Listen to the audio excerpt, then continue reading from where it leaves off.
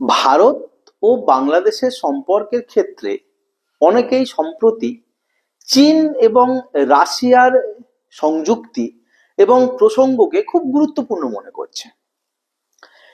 কিন্তু একথা ভুললে চলবে না যে নিজের নিজের ক্ষেত্রে এই দুটো দেশ অর্থাৎ চীন এবং রাশিয়া তারা কিন্তু সংখ্যালঘুদের ট্রিটমেন্টের ক্ষেত্রে ভীষণ সাংঘাতিক।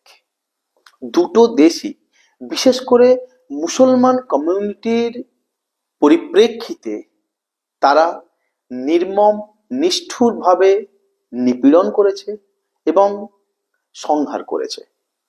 রাশিয়া চেচনিয়াতে এবং চায়না উইঘুর মুসলমান কমিউনিটির ক্ষেত্রে। আমরা যখন চায়না এবং রাশিয়ার অ্যাঙ্গেল এই ক্লাসের পরবর্তী অংশে পড়বো বা আসবো, তখন এটার উপরে বিস্তৃত আলোচনা করব। কিন্তু আজকের ক্লাসটা আমি যা দিয়ে শুরু করতে চলেছি, যে লাইনটা বা শব্দগুলো দিয়ে শুরু করতে চলেছি, তা একটা লাইন বা শব্দ নয়, তা আমাদের জীবনের প্রতিধ্বনি।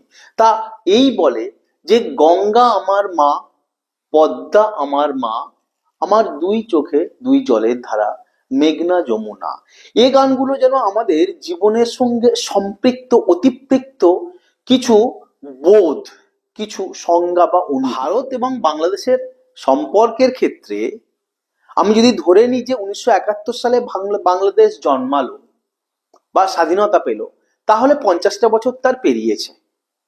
এবং ভারতবর্ষ 1947 ক্ষেত্রে যদি ধরা হয় স্বাধীনতা লাভ করেছে, তারও অনেক বছর পেরিয়ে গেছে। তো দুটো দেশের 50 বছরের ইতিহাস বা বলা যায় স্বাধীনতার পরের 50 বছরের ইতিহাস যদি আমি তুলনা করি, বিশেষ করে সংখ্যালঘুদের সাথে ট্রিটমেন্ট এবং বিহেভিয়ারের ক্ষেত্রে, তাহলে একটা বিশেষ বৈশিষ্ট্য আমরা ধরতে পারবো।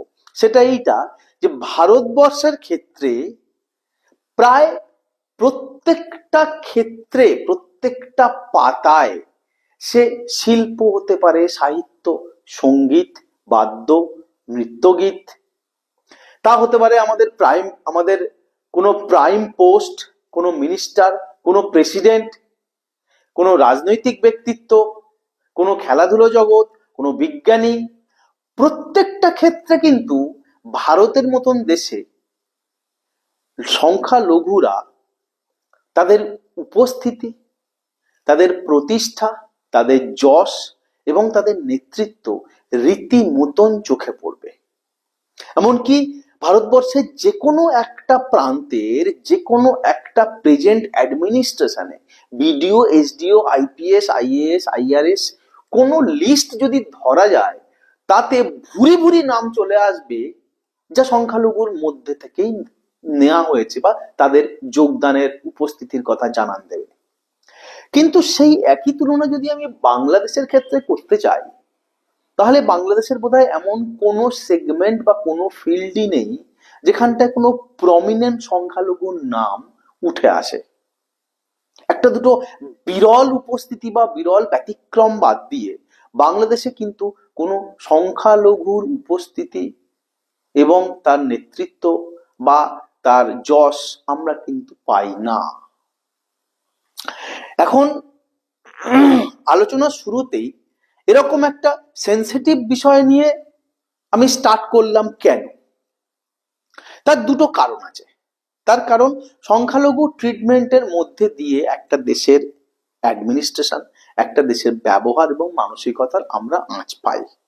একটা দেশে বিশেষ করে যদি এরকম দুটো প্রতিবেশী দেশ হয় যে একটা দেশের সংখ্যাগুরুরা, সামনের দেশটাতে সংখ্যালঘু, সেক্ষেত্রে সংখ্যালঘুর ওপরে ট্রিটমেন্টের ওপর ডিপেন্ড করে দুটো দেশের সম্পর্ক দাঁড়িয়ে থাকে।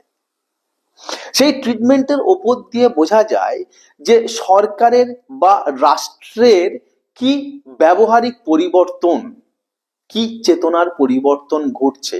কোথাও যদি দেখা যায় যে সংখ্যালঘু নির্যাতিত হলো বা নিপীড়িত হলো, তাহলে কেবলমাত্র সেই দেশে সংখ্যালঘুদের কষ্ট ঘটে বা কষ্ট জন্মায় তা না, প্রতিবেশী দেশে সেই সংখ্যালঘুরা যেখানটায় সংখ্যাগুরু সেখানটায় উত্তেজনা তৈরি হয় তা না। যে দেশে সংখ্যালঘু নিপীড়ন বা অত্যাচার হচ্ছে, সেই দেশের মানসিকতার মধ্যে যে পরিবর্তন, চেতনার যে বিকৃতি, তাতে সেই দেশের লোকের উপরেও কিন্তু খুব বড় ধরনের প্রভাব পড়ে। অর্থাৎ চেতনাতে যে ধর্মীয় উন্মাদনা, যে ধর্মান্ধতা কাজ করছে, যে জঙ্গি ভাব চলে আসছে, যা তার চেতনাকে বিকৃত করে দিচ্ছে এবং সংখ্যালঘুর উপরে অত্যাচার নামিয়ে আনছে, সেই জঙ্গিপনা এবং সেই ধর্মান্ধতা সেই দেশের মানুষকেই কিন্তু সবচেয়ে বেশি ক্ষতি করে। কেমন? একটা উদাহরণ দিই, তাহলে বোঝা যাবে। সেটা হচ্ছে যে বাংলাদেশের ফিল্ম ইন্ডাস্ট্রিতে ছোট ছোট নাটক হয়, 8 ঘন্টা, 40 মিনিট, 1 ঘন্টা, 1.5 ঘন্টা ম্যাক্সিমাম। সেই নাটকগুলো ভারতবর্ষে, বিশেষ করে যেখানে যেখানে বাংলা বলা হয়, সেই রাজ্যগুলোতে ভীষণ জনপ্রিয়। অর্থাৎ আমাদের এদিককার এপার বাংলায় প্রচুর মানুষ বা অলমোস্ট সকলের হাতের মোবাইলেই দেখা যায় যে বাংলাদেশি নাটক চলছে। সে ধর্ম, বর্ণ, ভেদাভেদে নির্বিশেষে বাংলাদেশের নাটক সকলেই কিন্তু এদিকে দেখতে ভালোবাসে। কোনো একটা সেই নাটক দেখার পরিপ্রেক্ষিতে জনৈকা নাটকের খুব পরিচিত এক বাংলাদেশি মুখ, এক বাংলাদেশি নায়িকার একদিন একটা ইন্টারভিউ দেখছিলাম।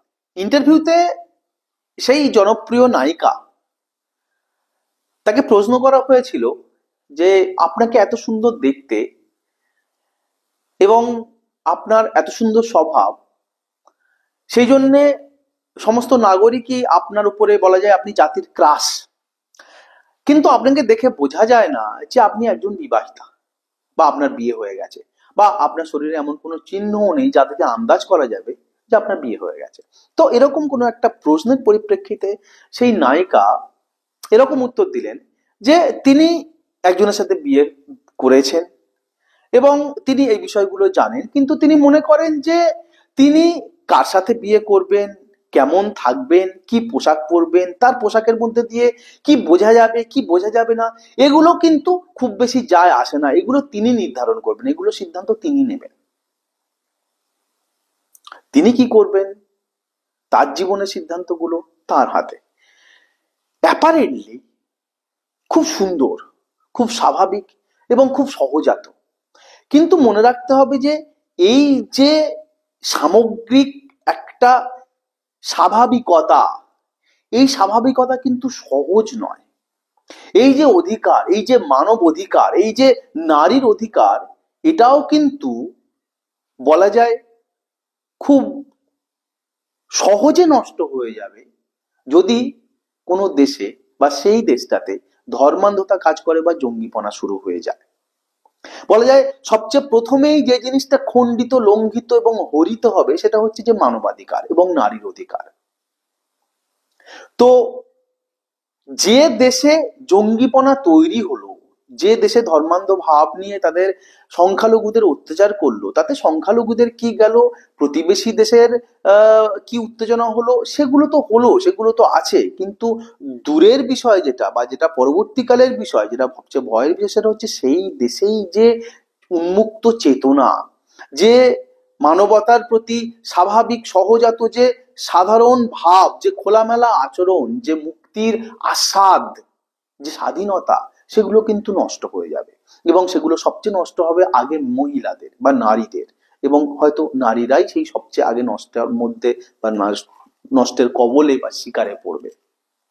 তো আমি চাইবো এটা যে কোনো দেশের জন্য সত্যি, এবং আমাদের দুই দেশের জন্য যেন এরকম ঘটনা না ঘটে। দুই দেশের দুই প্রান্তের নারীরা, মানুষরা, নাগরিকরা খুব সুন্দরভাবে জীবনযাপন করুক, খুব মুক্ত আনন্দে নিজেদের চেতনায় অধিকার বোধ নিয়ে তারা জীবনযাপন করুক। সো আজকের আমাদের ক্লাসটা ঠিক এইটার ওপরেই দাঁড়িয়ে যে ভারত বাংলাদেশ মৈত্রী কেন দরকার, কিভাবে সম্ভব। সম্প্রতি অনেকগুলো বিষয় নিয়ে অনেক দিক থেকে অনেক রকমের চর্চা, উপচর্চা এবং প্রতিচর্চা চলছে। তো সেটার উপর দাঁড়িয়ে আমরা এই ক্লাসটা করব, এবং সবচেয়ে বড় কথা যে এই আলোচনাটা করলাম তার কারণই হচ্ছে যে আজকে সময় এসছে এরকম একটা ক্লাস করার, অন্তত সিএসডিজির পক্ষ থেকে, যেখানটায় বা যার সমগ্র বাঙালি জাতি বলা যায়, বা সমগ্র বাঙালি জাতির মধ্যে থেকেই আমাদের ছাত্রছাত্রীরা রয়েছে। এই একটা একাডেমিক ডিসকাশন খুবই প্রয়োজন দুই দেশের রিলেশনশিপের উপরে। যদি তোমরা কেউ কখনো এইরকম রিলেশনশিপের বিষয়টা নিয়ে ভাবো বা গুগলে প্রশ্ন করো, তো একটা বিষয় পরিষ্কার যে ভারতের তরফ থেকে কিন্তু বাংলাদেশকে কখনোই একটা সাধারণ প্রতিবেশী মনে করা হয় না, বা ভারত বাংলাদেশের সম্পর্ক অন্য দুটো প্রতিবেশী দেশের সাথে কখনোই তুলনীয় নয়।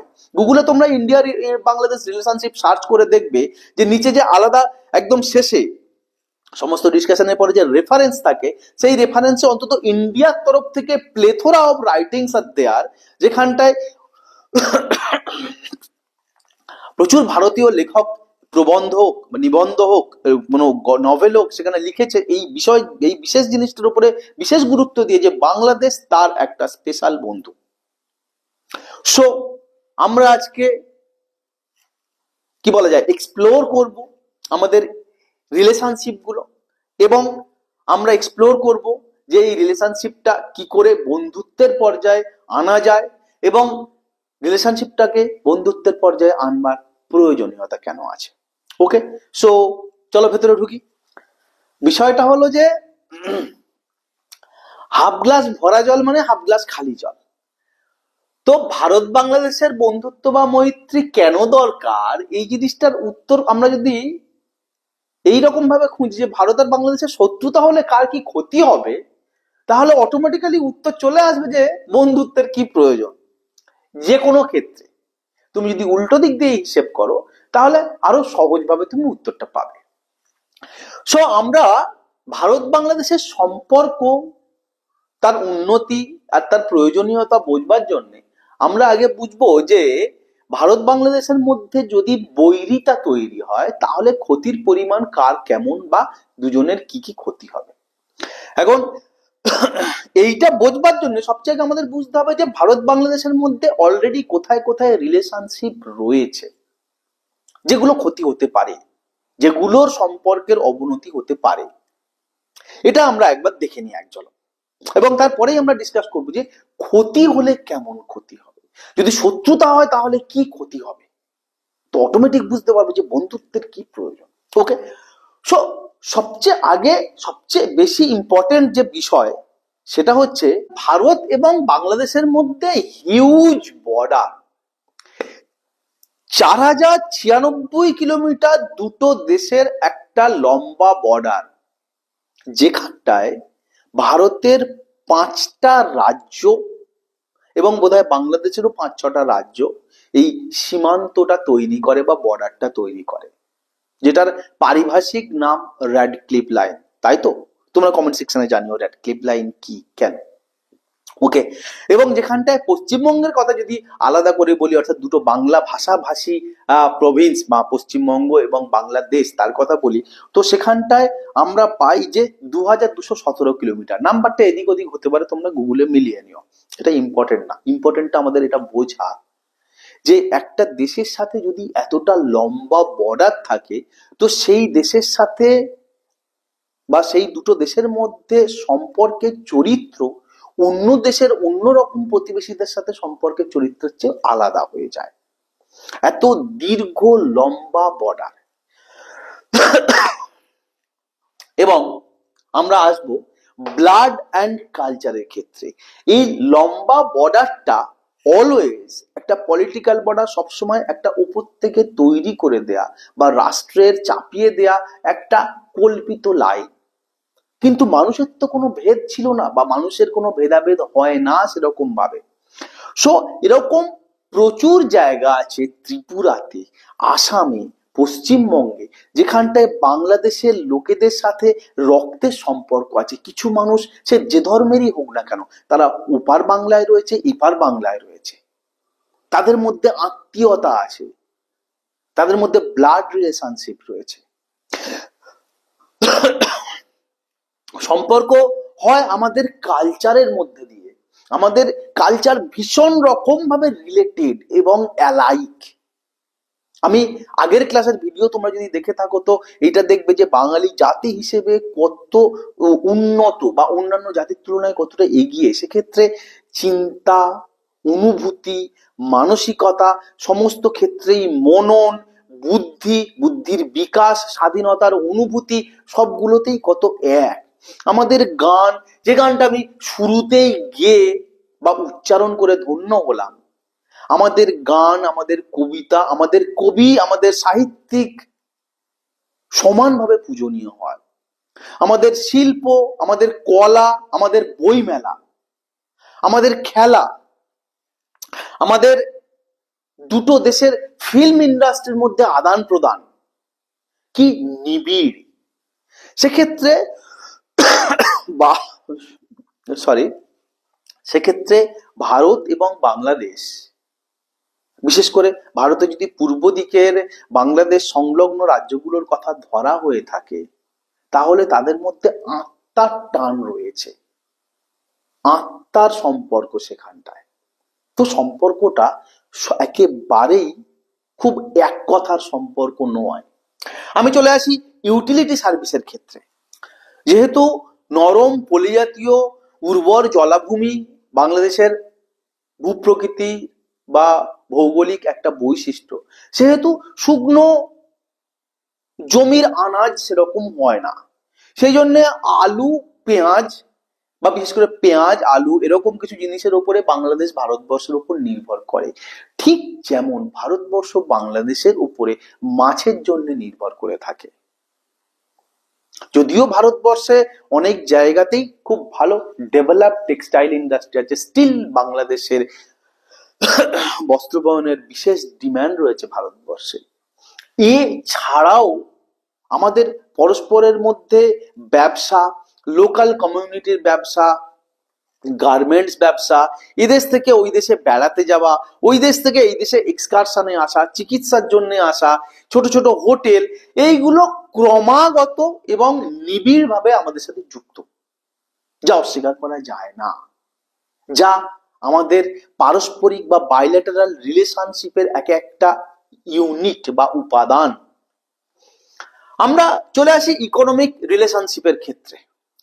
ভারত এবং বাংলাদেশের বাইল্যাটারাল রিলেশন 10 বিলিয়নের উপরে 2018-19 থেকে 21-22 মধ্যেকার যে সময়সীমা, তার 10 বিলিয়নের উপরে, যা গত 5 বছর 7 বছর আগে যা ছিল তার প্রায় 4 গুণ। এবং এই ইকোনমিক রিলেশনশিপের মধ্যে দিয়ে ভারত বাংলাদেশের যে বাইল্যাটারাল যে ট্রিটি গুলো হয়, তার মধ্যে নেই হেন জিনিস নেই। তা সাইবার সিকিউরিটি হতে পারে, টেরোরিজম হতে পারে, ইন্টারন্যাশনাল কোন রকম যে জয়েন্ট অর্গানাইজেশন হতে পারে, আইটি ইনফ্রাস্ট্রাকচার হতে পারে, সব কিছুতেই, এনার্জি হতে পারে, সব কিছুতেই ভারত বাংলাদেশের প্যাক্ট বা চুক্তি বা রিলেশনশিপ রয়েছে। আসি আমি লোনের কথায়। সো বাংলাদেশের প্রজেক্ট ডেভেলপমেন্টাল প্রজেক্ট গুলোর পরিপ্রেক্ষিতে বা ডেভেলপমেন্ট প্রজেক্ট গুলোর তৈরি হওয়ার জন্য ভারত 2011 সালে $750 মিলিয়ন আর 2014 সালে $1 বিলিয়ন লোন হিসেবে, প্রথমটা লোন, দ্বিতীয়টা সফট লোন হিসেবে কিন্তু অ্যাপ্রুভ করেছে। আমি যদি আসি ডিফেন্সের কথায়, তো কোস্ট গার্ড থেকে আরম্ভ করে জয়েন্ট মিলিটারি এক্সারসাইজ, প্রত্যেকটা ক্ষেত্রেই কিন্তু ভারত বাংলাদেশের যৌথ সম্পর্ক দেখা যায়। ভারত বাংলাদেশের দুটো গভর্নমেন্টের মধ্যে, দুটো মিলিটারির মধ্যে, দুটো এয়ারফোর্সের মধ্যে কিন্তু প্রচুর জয়েন্ট ভেঞ্চার হয় এবং সারা বছর অ্যাক্টিভিটি যুক্ত হয়ে থাকে।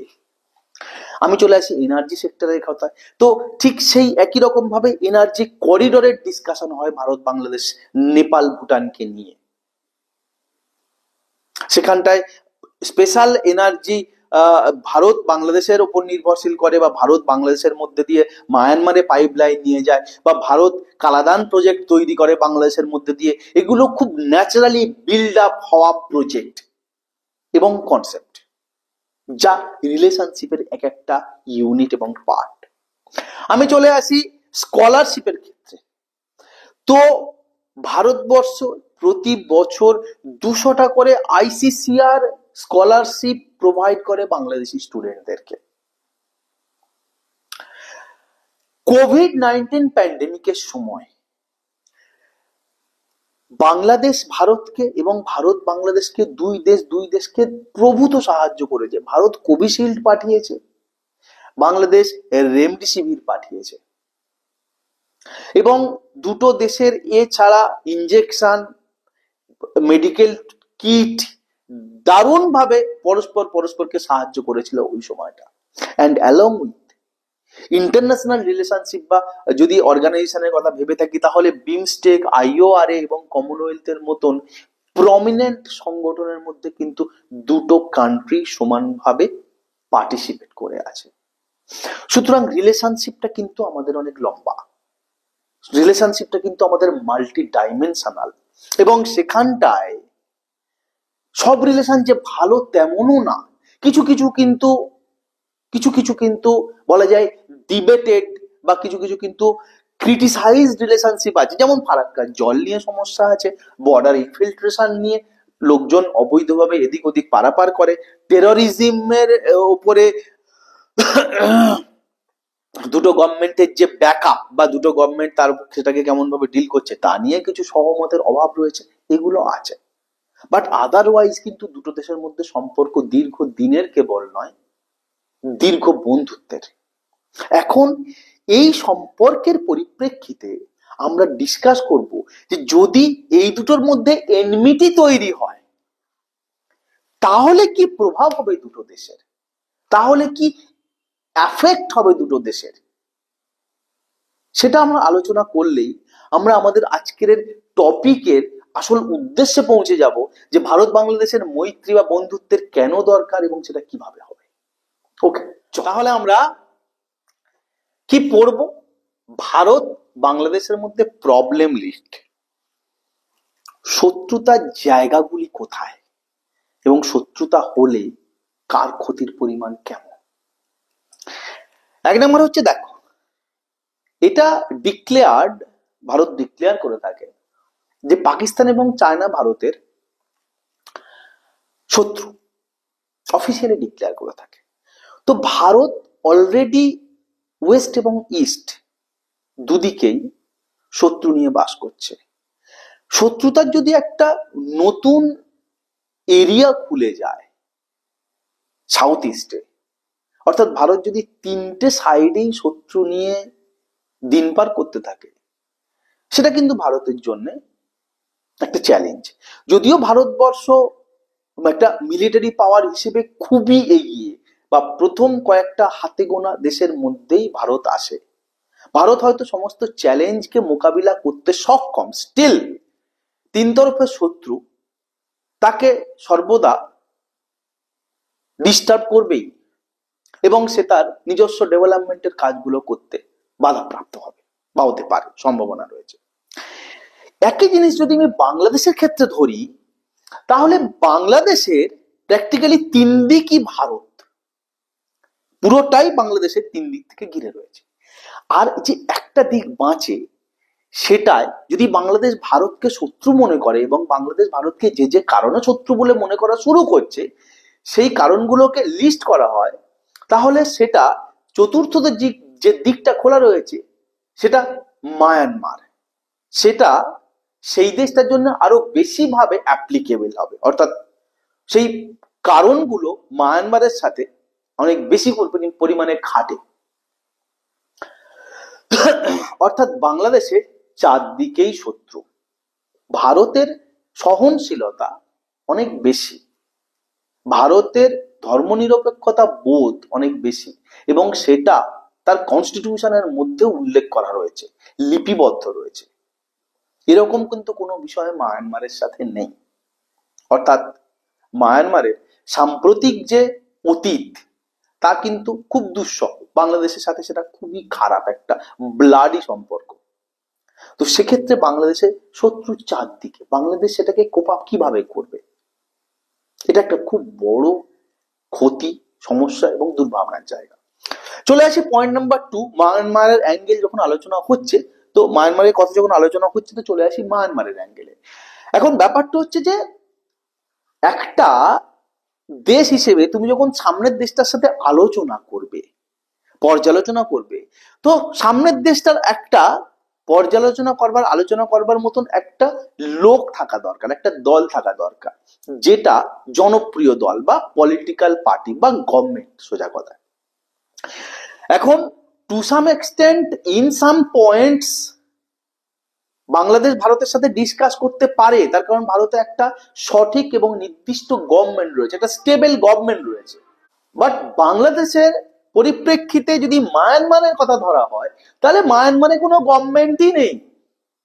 মায়ানমারের যে স্থায়ী গভর্নমেন্টটা ছিল, সেই গভর্নমেন্টটাকে টপল করেছে সেই দেশের মিলিটারি, এবং সেই দেশ এখন মিলিটারি শাসিত। এবং একটা মিলিটারি শাসিত যে কি পরিণতি হয়, কি দুর্ভাগ্য হয়, সেটা ইতিহাসের প্রচুর নমুনা রয়েছে।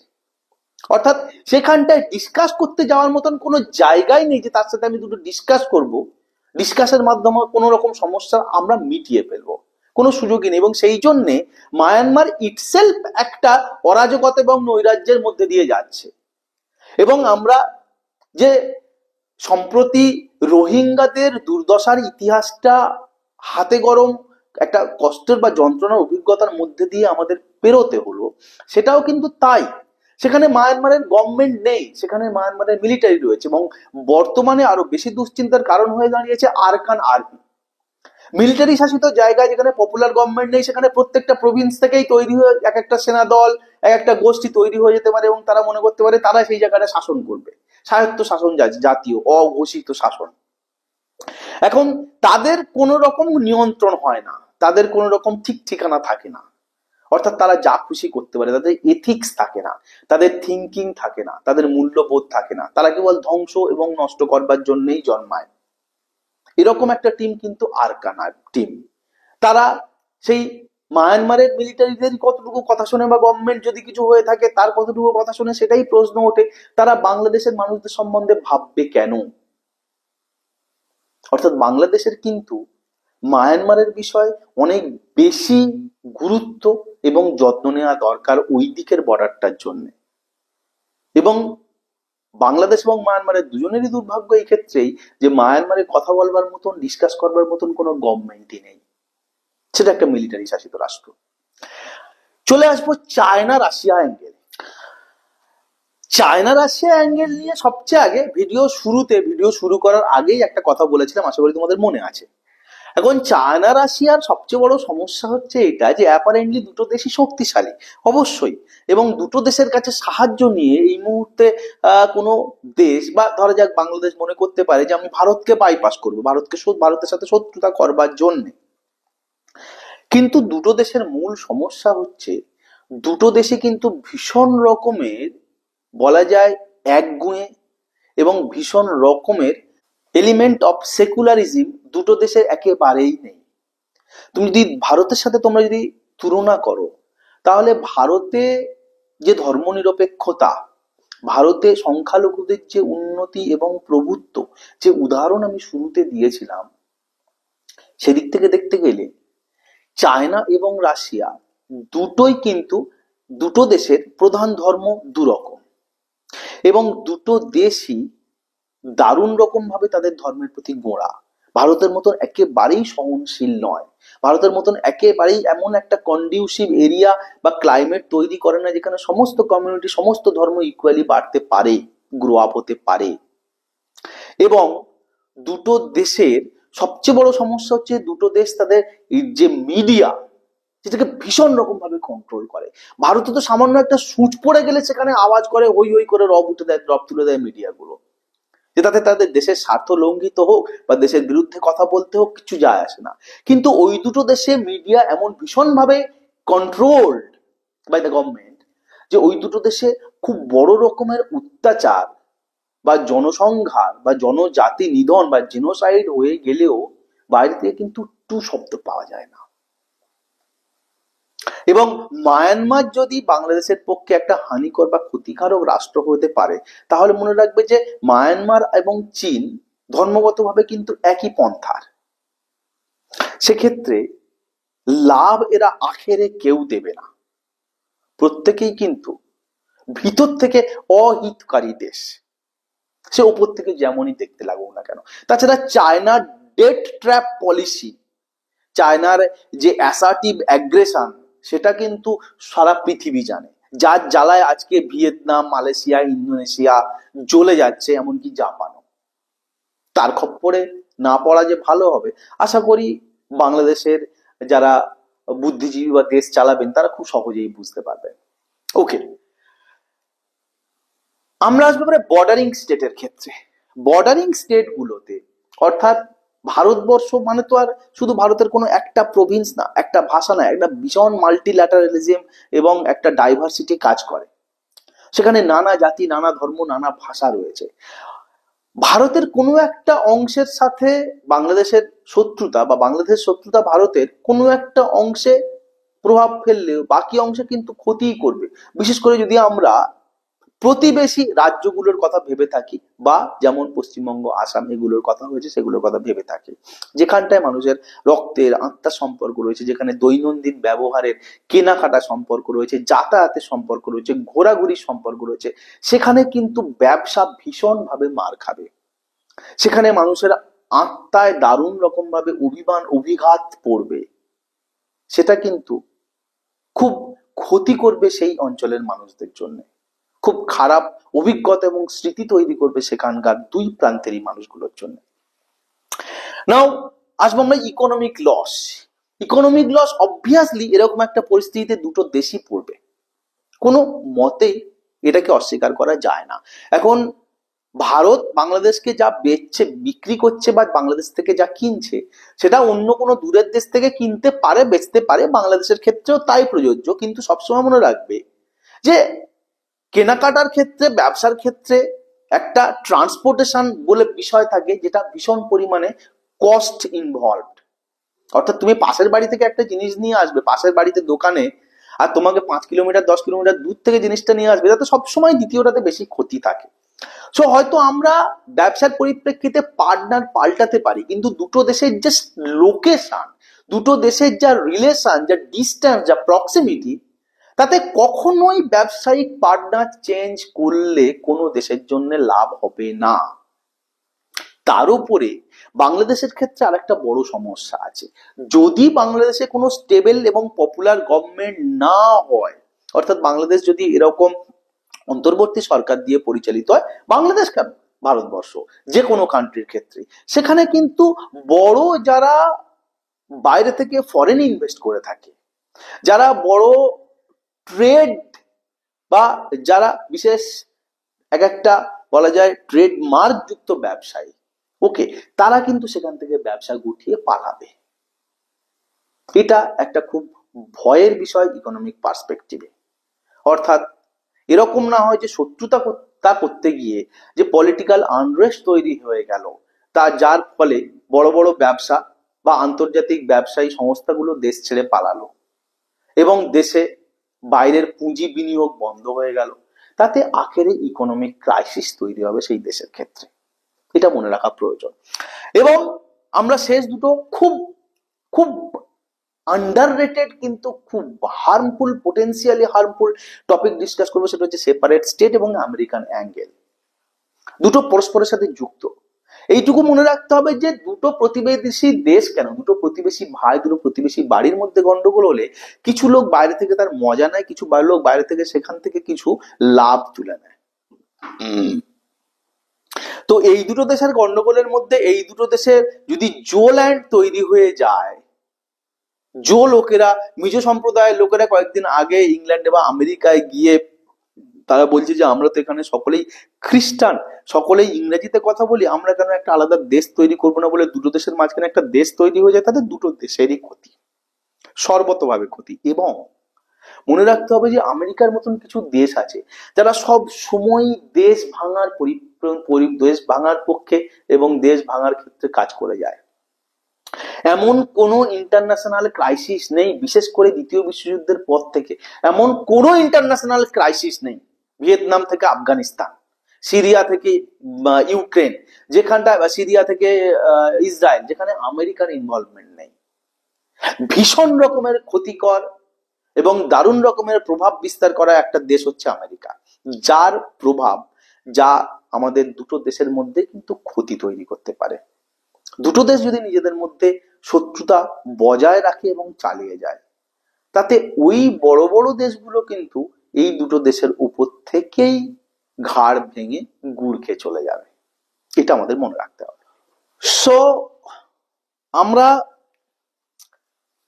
এবারে শেষ পর্যায়ে আলোচনা করব বা দেখে নেব কিভাবে বন্ধুত্ব হবে, এবং সেখানটায় পয়েন্ট রয়েছে রোল অফ দ্য স্টেট বা nations, role of government, role of media, role of commoner বা কমন পিপল বা citizen, role of students and role of Bengali language. প্রত্যেকটা রোল রয়েছে, ইম্পর্টেন্ট ক্রুশিয়াল রোল রয়েছে। ফার্স্ট হচ্ছে role of state. দুটো দেশের বা রাষ্ট্রের এই মুহূর্তে উচিত পারস্পরিক শ্রদ্ধা, সম্মান বজায় রাখা, পরস্পরের সার্বভৌমত্বের প্রতি সজাগ দৃষ্টি দেয়া এবং তার প্রতি রেসপেক্টফুল হওয়া। অর্থাৎ তুমি তোমার জায়গায় থাকো, আমি আমার জায়গায় থাকি, পারস্পরিক বিবাদের বিষয়গুলো এসব আলোচনার মধ্যে মিটিয়ে নি। হ্যাঁ, আলোচনার মধ্যেই মেটাতে হবে, আলোচনার মধ্যে দিয়েই একটা সমস্যার সমাধান হয় বা সবচেয়ে সুন্দর সমাধান হয়। কিছু সমস্যা থাকতে পারে, কিছু বিরাগ থাকতে পারে, কিছু ট্রিটি যা আমার ভালো না লাগতে পারে, আমি সেগুলোকে রিভিউ করব, রিভাইজ করব, আমি সেটার জন্য টেবিলে আসব। কিন্তু তার জন্যে আমি ধর্মান্ধতাকে জায়গা দেবো, উগ্রতাকে জায়গা দেবো, আমি আমার দেশ প্রতিবেশী দেশটাকে আমি নানা রকম ভাবে বেকায়দায় ফেলবো, এই চিন্তাগুলো দুটো রাষ্ট্রেরই রাষ্ট্রপ্রধানদেরকে ছেড়ে দেওয়ার দরকার। Role of government obviously including the political parties and opposition parties খুব খারাপ ভাবে দুটো দেশই পরস্পরকে হুমকি দিয়ে যাচ্ছে। পরস্পর সেই দুটো দেশের যে রাষ্ট্রনেতা বা উপরাষ্ট্রনেতা বা ছোট রাষ্ট্রনেতা, তাদের মন্তব্যের মধ্যে অসহনশীলতা রয়েছে, তাদের মন্তব্যের মধ্যে অন্যকে আক্রমণ করার একটা ব্যবস্থা রয়েছে, তাদের মন্তব্যের মধ্যে সামনের দেশটাকে জব্দ করে ফেলবো, সামনের দেশটাকে ভেঙে ফেলবো, সামনের দেশটাকে টুকরো করে ফেলবো, এরকম কিছু আচরণ রয়েছে। এটাকে ত্যাগ করতে হবে।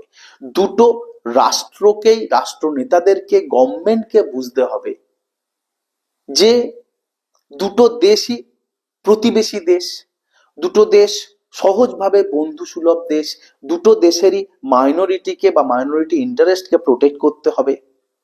এবং দুটো দেশই আমরা যেমন আলোচনা করলাম, রাশিয়া বা চীন হয়ে গেলে চলবে না। মনে রাখতে হবে রাশিয়া এবং চীন কিন্তু দুটোই মাৎসন্যায় চালায়, অর্থাৎ বড় হয়ে ছোটদেরকে গ্রাস করতে থাকে। ভারত কিন্তু এমন দেশ কখনোই না, বাংলাদেশও এমন দেশ হতে পারে না। সেখানকার মানুষগুলোর চেতনাটা এতটাই সমুন্নত এবং মহান। রোল অফ মিডিয়া খুব ইম্পর্টেন্ট একটা বিষয় হচ্ছে মিডিয়া। বিশেষ করে এখন হোয়াটসঅ্যাপ, ইউটিউব, এসব ওয়ার্ল্ড যে সোশ্যাল প্ল্যাটফর্ম গুলো তৈরি হয়েছে, যার মধ্যে এক একটা খবর খুব খারাপ ভাবে এদিক থেকে ওদিক, খবর খুব অল্প সময়ের মধ্যে প্রচারিত হয়ে যায় এই প্রান্ত থেকে ওই প্রান্ত, এবং যার মধ্যে হেট স্পিচ তৈরি হয়। এক এক জায়গার এক একটা সংবাদ মাধ্যম নানা রকম খবর তৈরি করে আলোড়ন তৈরি করছে, উত্তেজনা তৈরি করছে। বাংলাদেশ বলছে কলকাতা দখল করে নেব, আগরতলা দখল করে নেব। ভারত বলছে, বা ভারত বলছে না, ভারতের কোনো ইউটিউব চ্যানেল বা কোনো নিউজ চ্যানেল বলছে যে আমরা পার্বত্য চট্টগ্রামকে ভেঙে দেবো। What is this? এগুলো কিছুই না। এগুলো সেই চ্যানেলগুলো জানে, সেগুলো শুধু তাদের নিজস্ব ব্যক্তিগত লাভের জন্য, স্বার্থ সিদ্ধির জন্য এরকম কিছু চাঞ্চল্যকর খবর তৈরি করছে, যার মধ্যে হিংসা ছড়াচ্ছে। হিংসার বাইরে আর কিচ্ছু তৈরি হচ্ছে না। দুটো মানুষ, দেশের মানুষের মধ্যে স্বাভাবিক শান্ত প্রকৃতির মধ্যে উত্তেজনা তৈরি হচ্ছে, যা কিন্তু দুটো দেশকেই ক্ষতি করছে। সুতরাং অনেক দায়িত্বপূর্ণ আচরণ করতে হবে দুটো দেশের মিডিয়াকে, এবং গভর্নমেন্টের কাজ হবে দুটো দেশের মিডিয়াকে সঠিকভাবে পরিচালিত এবং নিয়ন্ত্রণ করা। যেমন কিছু স্টেটমেন্ট তারা না দেয় যাতে জনমানুষে ক্রোধ এবং ঘৃণা সঞ্চার হয়। রোল অফ কমনার বা কমন পিপল। সম্প্রতি একটা রিপোর্টে এক ভদ্রমহিলার আলোচনা করা হয়েছে, ভদ্রমহিলার নিয়ে বা তার স্মৃতি, তার অভিজ্ঞতা নিয়ে, ভিয়েতনামের। যিনি আমেরিকা ভিয়েতনাম দখলের সময় অন্যতম অত্যাচারিতা বা ভীষণ রকম ভাবে তার জীবন, তার ব্যক্তিগত জীবন খুবই ক্ষতি এবং দারুণ নির্যাতনের মধ্যে দিয়ে গেছে। আর্টিকেলের শেষে দেখানো হয়েছে যে ভদ্রমহিলা আমেরিকাকে ক্ষমা করে দিয়েছে। সে কথায় বা আলোচনায় বা তার জীবনের গল্পে সে তার কষ্টের দিকগুলো উল্লেখ করে না। সে তার বাকি অংশের কোনো কোনো ভালো স্মৃতি নিয়েই বেঁচে থাকতে চায়। এমনকি এটা কেবল সেই ভদ্রমহিলার পরিপ্রেক্ষিতে না, দেখা যাচ্ছে যে ভিয়েতনামের অধিকাংশ মানুষই সেটা করেছে বা করতে চায়। সুতরাং হিংসা বিদ্বেষের একমাত্র ওষুধ হচ্ছে ক্ষমা, একমাত্র ওষুধ হচ্ছে স্নেহ। তো দুটো দেশেরই সাধারণ মানুষের প্রতি সহানুভূতিশীল এবং শ্রদ্ধাপূর্ণ আচরণ করা উচিত। তাতে দুটো দেশই বাঁচবে, তাতে দুটো দেশেরই মঙ্গল। আলোচনা করবে এই প্রসঙ্গে স্টুডেন্টদের role of students. Very very crucial role তারা দুটো দেশের ক্ষেত্রেই প্লে করে। বাংলাদেশের প্রত্যেকটা মুভমেন্টের ক্ষেত্রে বিশেষ করে স্টুডেন্টদের রোল তো অত্যন্ত অত্যন্ত একমাত্র গুরুত্বপূর্ণ বিষয়। সো আজকেও বাংলাদেশের স্টুডেন্ট, ভারতের অ্যাজ ওয়েল অ্যাজ ইন্ডিয়া স্টুডেন্টদের এই জিনিসটাকে বুঝতে হবে যে অল্প বয়সের খুব বেশি উত্তেজনা, খুব বেশি রক্তক্ষয় কিন্তু আলটিমেটলি তার ভবিষ্যৎ প্রজন্মকে, তার ভবিষ্যৎটাকে নষ্ট করছে। এর মধ্যে কিছু নেই, বরং দুটো দেশের স্থায়ী বন্ধুত্বের মধ্যে দিয়ে পারস্পরিক যাতায়াত, আদান প্রদান, শিক্ষা এবং কি বলা যায়, আমাদের মুক্ত ভিসা, আমাদের বাণিজ্য, আমাদের পারস্পরিক যে বেড়াতে যাওয়া অর্থাৎ ট্যুরিজম, এইটাকে ডেভেলপমেন্ট করার মধ্যে দিয়েই প্র্যাকটিক্যালি উন্নতি আসবে, সমৃদ্ধি আসবে, প্রত্যেকটা মানুষের, একজন সাধারণ মানুষের জীবনে স্থায়ী শান্তি আসবে। উত্তেজনার মধ্যে দিয়ে কোনো সমস্যার সমাধান না। এবং অ্যাট লাস্ট যেটা আছে সেটা হচ্ছে রোল অফ বেঙ্গলি ল্যাঙ্গুয়েজ। খুব খুব খুব ইম্পর্টেন্ট, যেখানটায় পাকিস্তান অ্যাঙ্গেল একটা ঢুকে আছে বাংলাদেশের পয়েন্ট বা বাংলাদেশের দিকে। সেটা হচ্ছে যে যদি আপামর বাংলাদেশবাসী এই জঙ্গিপনাকে এবং ধর্মান্ধতাকে সমর্থন করে, যেটা আমার কখনোই মনে হয় না যে এটা ঠিক বা এটা তারা করবে, তার কারণ বাঙালি জাতি হিসেবে অত্যন্ত স্বাধীন চেতা এবং মুক্ত মনা। সেক্ষেত্রে তারা এটাকে গুরুত্ব দেবে না। কিন্তু কোনোভাবে যদি রাজনৈতিক মোটিভেশনের ফলে, এটা তো মানুষ নিজে থেকে করে না, সাধারণ মানুষ নিজেরা এরকম করে না, তাদেরকে উস্কানিমূলক ব্যবস্থার মধ্যে দিয়ে, উস্কানির মাধ্যমে এগুলো করানো হয়ে থাকে, যদি বিপথে একবারে চলে যায়, তাহলে সবচেয়ে বেশি যে জিনিসটার ক্ষতি হবে সেটা হচ্ছে যে বাংলা ভাষাটা উঠে যাবে। অলরেডি ভারতবর্ষের ক্ষেত্রে বাংলা ভাষার জায়গা খুব সীমিত এবং সংক্ষিপ্ত হয়ে গেছে। ভারতবর্ষের সরকারি ভাষার ঠেলায় বা সরকারি ভাষার বলের সামনাসামনি বাংলা ভাষার প্রয়োজনীয়তা এবং প্রাসঙ্গিকতা কমে গেছে। আজকে তারপরেও বাংলা ভাষার গুরুত্ব এইটা যে বাংলাদেশে সেই ভাষাটা জাতীয় ভাষা বা সরকারি ভাষা। এখন বাংলাদেশে যদি পাকিস্তানের প্রভাবশীল হয়ে পড়ে এবং সেখানে যদি প্রভূত পরিমাণে জঙ্গি কার্যকলাপ এবং জঙ্গি মনোভাব বিস্তার লাভ করে, তাহলে সেখানে কিন্তু তার সাথে সাথে, অর্থাৎ পাকিস্তানের প্রভাবের সাথে সাথে সেখানকার ভাষা উর্দু, সেটাও চলে আসবে। একদিন এই উর্দু ভাষা থেকে বাংলা ভাষাকে বাঁচাতে গিয়েই কিন্তু ভাষা দিবসের ক্রিয়েশন বা জেনারেশন হয়েছে এবং প্রচুর ছাত্রের জীবন নাশ হয়েছিল। তারা আজকে অমর হয়ে গেছে ভাষা আন্দোলনের মাধ্যমে। এরকম ঘটনা দুবার করতে হয় যে সেই বাংলা ভাষাকে বাঁচাতে গিয়ে অনেকগুলো প্রাণ না চলে যায়, এবং এটা বুঝতে যেন বাঙালিদের দেরি না হয়। আমি আশা করব, আমি অনুরোধ করব আমার সমস্ত বাঙালি স্টুডেন্টকে, বাংলা ভাষাকে বাঁচিয়ে রাখবার জন্য দুই দেশের সম্পর্ক, দুই দেশের বোঝাপড়া, দুই দেশের সমঝোতা খুবই গুরুত্বপূর্ণ, অন্যতম প্রধান বিষয় দুটো দেশের বাইল্যাটারাল রিলেশনশিপের ক্ষেত্রে। সো তোমরা ভালো থেকো, কমেন্ট সেকশনে জানিও ক্লাস কেমন লাগছে। Best of luck.